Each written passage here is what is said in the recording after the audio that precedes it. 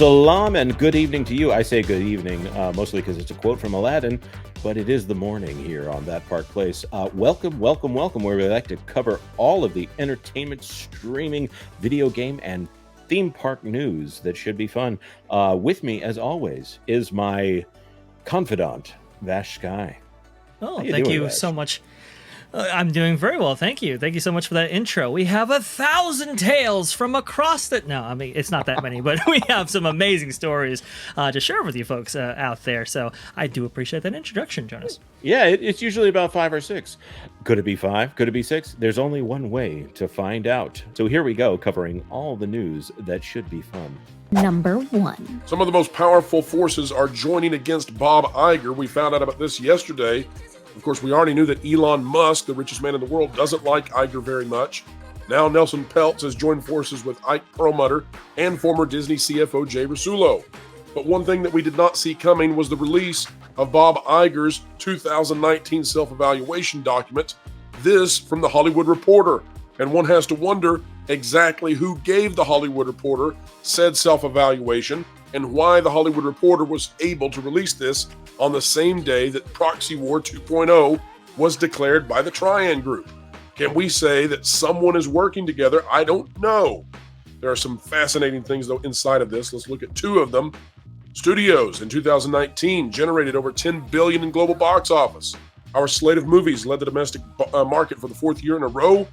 Avengers Endgame was the biggest film in history. The Lion King generated $1.6 billion. Toy Story, 4th biggest global box office for an animated title. Compare that to today, just 4 years later, when Disney is struggling to break the $4 billion mark, a 60% at least decrease in the box office. And down at the bottom, in 2019, Disney was awarded an A+ as one of America's most trustworthy public companies. Today, what do we know? Well, according to Axios Harris, according to Trafalgar, and according to Rasmussen, the Walt Disney Company has collapsed in terms of its public perception. All of this coming through the shadow campaign that Iger waged against Chapek, and this evaluation from Iger for 2019 may look very different when he is forced to do the same thing this year, although we're unlikely to see the final product. All of that means that Iger is in a very weak position in this proxy battle. Nelson Peltz just might win. Number 2. Hello, this is Lorena Creole of the Lorena Creole YouTube channel, keeping it real when it comes to theme parks. And speaking of keeping it real, we finally have our first look at the new rooms that will be in the new Stella Nova and Terra Luna resorts at Universal Orlando's Epic Universe Park. Coming to us from Universal Parks News today, we get a look at the new rooms for Stella Nova and Terra Luna Resort at Universal Orlando. And these resorts are in the entrance or at the entrance to Epic Universe. Bookings are open for Universal Stella Nova Resort and Universal Terra Luna Resort, both of which are scheduled to open near Epic Universe in 2025. The names and opening dates of these new hotels were revealed last month, and now we have a few more details to share. Here we have a look at the Stella Nova Resort room, and it's described as having sleek curves and subtle colors that inspire thoughts of sailing through the galaxies. The picture shows beds with plain white linens and orange cylindrical pillows, and above the beds is a galaxy mural lined with soft light. The most eye-catching detail is the window with a curved frame here. You see, instead of like your rectangular windows, you've got the edges that are curved. Very, very different. The rooms will be in rich blues and purples with tasteful flooring, and they're 315 square feet and sleep up to 4. Lowe's notes there will be plenty of storage for luggage. As you can see here, a picture of the bathroom, beautiful backlit mirror that they have here, which is a very welcome addition because usually hotel bathrooms have the worst lighting, and if you're particular about your makeup as I am, that is quite important. Of course, it comes with a door that will separate the toilet and shower area area from the vanity. So you have your standard hotel amenities. And here we have the Universal Terra Luna Resort. This one's slightly different. The same curved areas here for the window. The rooms of Terra Luna Resort are described similarly with sweeping curves, terrestrial tones, and an eye-catching spaceship-style window to inspire thoughts of exploring new worlds. The most obvious difference between Stella Nova and the Terra Luna room images is that Terra Luna has dark blue or purple cylindrical pillows instead of orange, and the galaxy mural above the beds is also different, as you can see here. There was no picture given for the bathrooms, but the amenities are going to be the same. So, seeing these newly revealed pictures of the interior hotel rooms for the Stella Luna and Terra Nova resorts coming to Universal Orlando's Epic Universe Park, are you even more excited about possibly booking a stay at these resorts? Let us know in the comments. Number 3. Hello, this is John Trent, the editor-in-chief at thatparkplace.com. Today I got a story about the ratings for the third 60th anniversary special for Doctor Who. They continue to decline. Let's take a look at this here. Wrote this up over at thatparkplace.com. Headline reads, Doctor Who's 60th anniversary special ratings continue to decline. Indeed, they did. The ratings for the Giggle, which is the third of the 60th anniversary specials, had the lowest ratings in the overnight category for the three anniversary specials. If we go back and look at the Star Beast, which saw the return of David Tennant as the 14th Doctor, as well as Catherine Tate as Donna Noble, it only brought in 5.08 million viewers in overnight numbers. After all calculations were completed, the show's total viewership in the United Kingdom clocked in at 7.61 million. According to Doctor Who Guide. The overnight ratings for the show's second episode, Wild Blue Yonder, declined by 250,000 viewers, or 5%, to 4.83 million. However, when final calculations were made, the second episode only brought in 6.9 million viewers. That's a decline of over 710,000 viewers and nearly 10% from the first episode. The Giggle saw its overnight ratings decline even more. The series only brought in 4.62 million viewers. That's a decline of just over 9% from the first episode and a 4.3% decline from the second episode.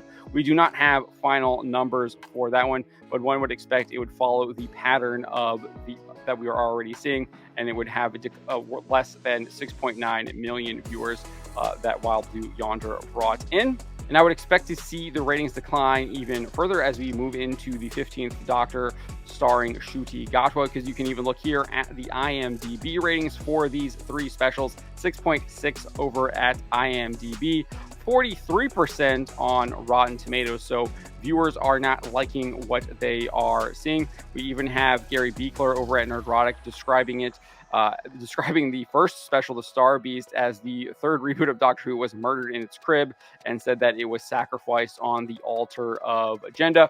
We also have Russell T Davies indicating that upcoming episodes of Ncuti Gatwa's Doctor Who series will annoy people. This is what he said to Radio Times. The show is taking a sly step towards fantasy, which will annoy people to whom it's a hard science fiction show. He then said episode 2 next year is wildly fantasy, completely making up scenarios on screen that we've never been able to show before. But the following episode is proper hard science fiction.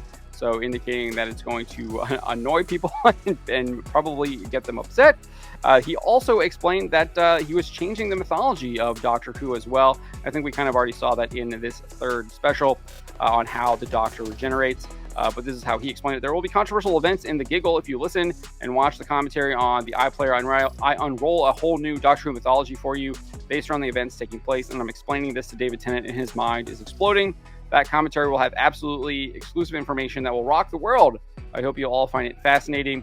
It's a whole new way of looking at the history of Doctor Who, and I can't wait to see the reaction. So he's admitting to rewriting the whole thing, which I think just gives people a jumping off point to never watch the show ever again. And it looks like people are indeed doing that as we continue to see ratings decline hand over fist. We're seeing 710,000 people stopped watching between the first special and the second special. That is a significant number of people not watching your show. But that is the latest on Doctor Who ratings. Number 4.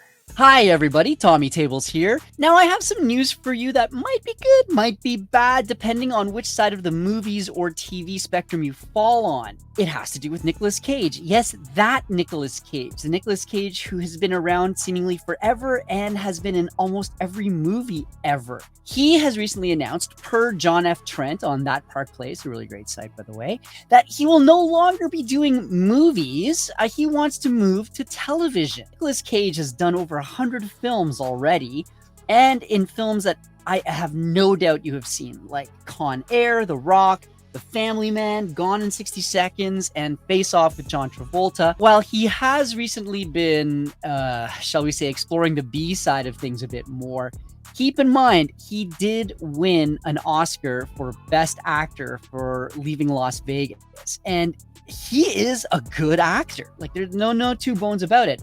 So a recent interview with him, it was where he confirmed basically that he feels that movies, that cinema no longer really has much to teach him.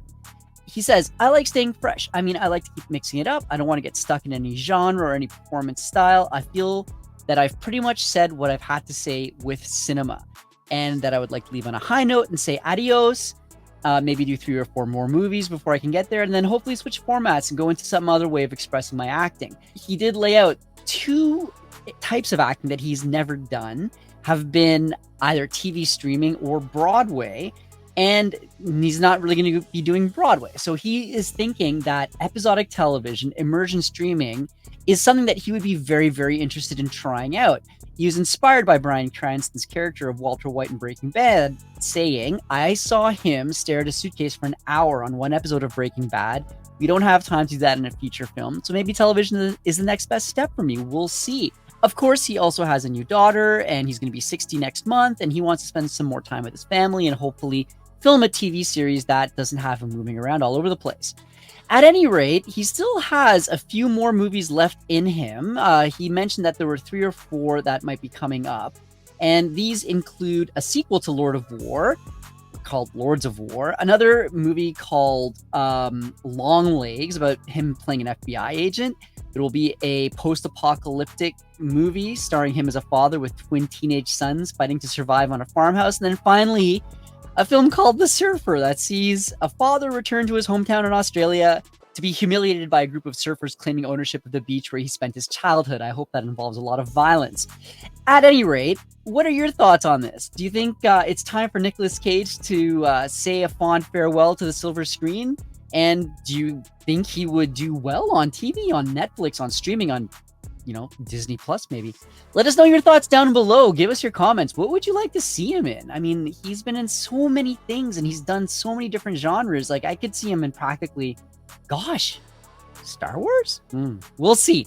Anyway, I hope you all have a wonderful day. Well, that's the end of another day at That Park Place. Jonas, thank you so much for putting that together for us. We all got a kick out of it, I am sure. If you like this video, though, go ahead and subscribe. And if you like it enough, please share it out with your friends. It really does help the channel out.